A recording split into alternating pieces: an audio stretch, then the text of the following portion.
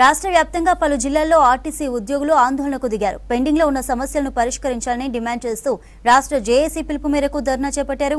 కరీంనగర్, మంచిర్యాల, సిద్దిపేట జిల్లాల్లో డిపోల ముందు నల్ల బ్యాడ్జీలు ధరించి నిరసన వ్యక్తం చేశారు. ప్రభుత్వం వెంటనే పెండింగ్ లో ఉన్న బిల్లులను క్లియర్ చేయాలని డిమాండ్ చేశారు. ఉద్యోగులకు పని భారం తగ్గించాలని కోరారు.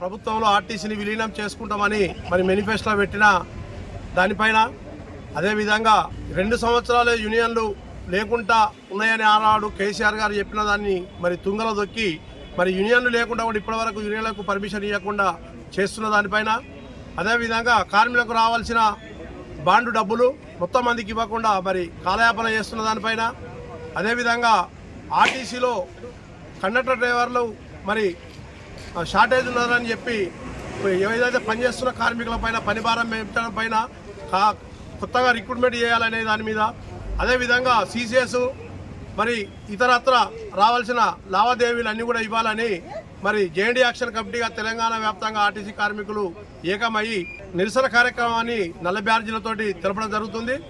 ఇక ముందు కూడా జేఎన్డీ యాక్షన్ కమిటీ ఎలాంటి కార్యాచరణ తీసుకున్నా కూడా కార్మికులందరూ ఏకకంఠంతో ముందుకొచ్చి ఉద్యమాన్ని ముందు నడుపుతారని తెలపరుస్తున్నాం.